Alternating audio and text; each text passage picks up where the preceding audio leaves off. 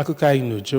Gọvanọ Anambra Steeti bụ Ọkammụta Chukwuma Soludo agbapela ọlụ okporo ụzọ nke kilomita ya karịrị 11 nke ọ bụ ndị Abatete na-arụ. Mgbe ọ na-agbape okporo ụzọ, Gọvanọ Soludo kwuru na gọọmenti ya agaghị arụcha ọrụ dum dị na steeti a naanị ya, kọwaa mkpa ọ dị inwe ezi njikọ aka n'ọrụ iji wee hụ na ihe ndị ahụ bịara na mmezu. Kiri ka aka ha n'uju.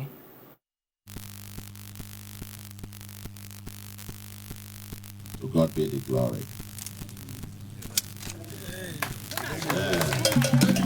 Gọvanọ kwuru na ụzọ ndị nke onwe rụrụ bụ nke adịghị agara ọnụ mgbe ọ na-emepụta ihe nwa bekee kọrọ nneni model, ebe ndị nọ n'ime obodo ahụ ga-alụ ihe dị iche iche site n'aka ha n'obodo ahụ. Gọvanọ Soludo kwukwara na ọ dị uchu na ịkwado ihe ga-ebute ihe mmepe na Abatete. O kwukwara na ọchịchị ya ga-agbado ụkwụ n'ịrụpụta ụzọ mara mma na steeti a ma kpọpụo ndị eji okwu ha agba izu, ndị nwere ego ka ha wechata akụ ruo ụlọ infrastructural project n'ime obodo dịka ụzọ, ịrụgharị ụlọ akwụkwọ nakwa imerime ihe ndị ọzọ. N'aka injinia nke ji ọrụ ngo ahụ bụ Fred Ọzọ, onye bụkwa onye isi nke mmemme ahụ ma bụrụkwa onye nsokwa wee tinyekwa oke nke ya n'ihe gbasara 11 kilomita ụzọ nke arụ, kwuru na mmasị ha bụ ịkwado ezigbo ọrụ Gọvanọ Chukwuma Soludo na-arụ na Anambra Steeti ma kwuo na ha ga-ebido n'ime obodo ha n'okpuru ndị ọbụla